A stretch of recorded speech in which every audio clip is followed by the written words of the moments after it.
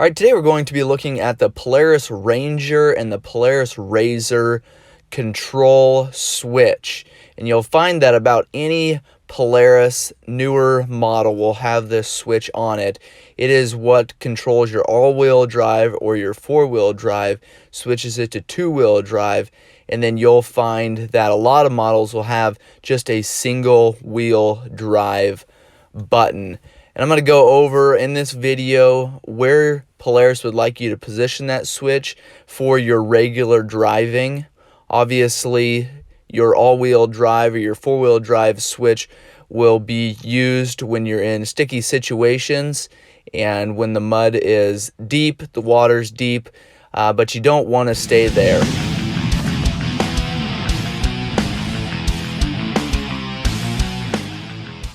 We've got your all-wheel drive, rear-wheel drive, and just your single rear. You're typically going to be running your UTV in either the rear-wheel drive or the single-wheel drive there. And I'm going to go over that towards the end of the video. I've got where your manual talks about these three positions there and which one we should be running in. Now I'm going to talk a little bit more about our all-wheel drive. That button, I've got a lot of people asking questions on which position they should be driving in, how that all works and that setup there. What I have here, I'm just going to read out of the owner's manual and it'll tell you exactly what those buttons mean. All-wheel drive. Press the top of the switch to engage all-wheel drive. AWD. The 4x4 actuator illuminates in the rider information center to indicate that the vehicle is in all-wheel drive. When the all-wheel drive switch is on, the front wheels will automatically engage anytime the rear wheels lose traction. When the rear wheels gain traction, the front wheels will automatically disengage.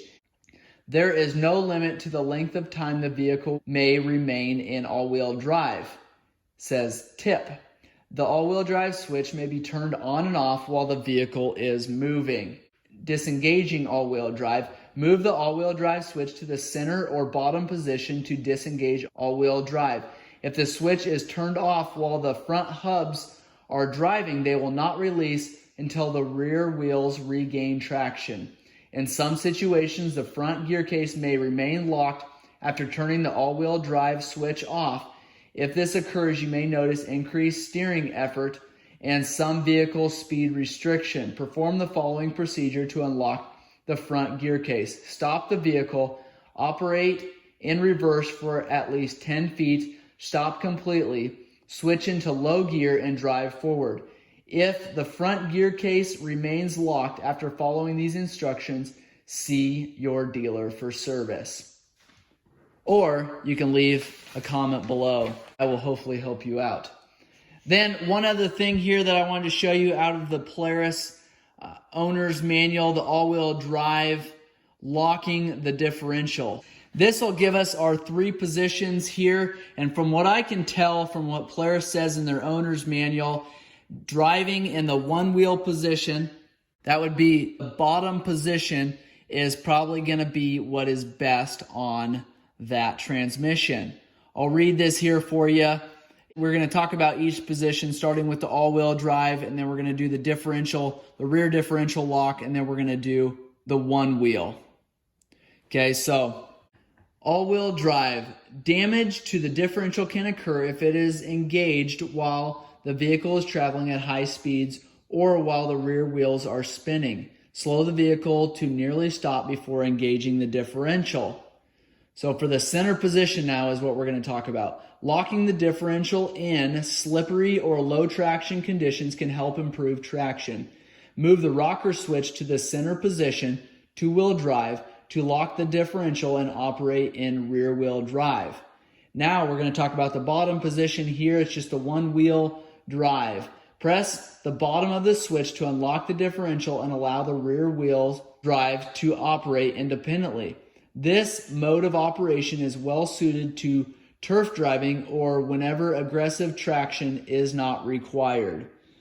So what I'm gathering here is that Polaris would prefer you drive in the bottom position there. So you can see on our actual Ranger, we've got the three positions here. We've got the all-wheel drive, we've got the differential lock, and then we have the one-wheel drive.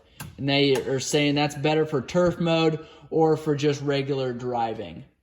So those are the three positions on the Polaris Ranger 570. A lot of the other makes and models are going to have that exact same switch there. The Polaris Ranger 700, 800, 900, and 1000. Even the RZR is going to have a similar position there. So hopefully that answers any questions you guys had on those three positions. I know I get a lot of them here at the shop. If you guys have questions or comments, make sure you leave those below. We do appreciate hearing from you guys. If this video has been helpful, please hit that thumbs up button, hit that subscribe button, hit the notification bell. That way you guys are made aware when we come out with a new video. We do appreciate you guys watching. Thanks a lot.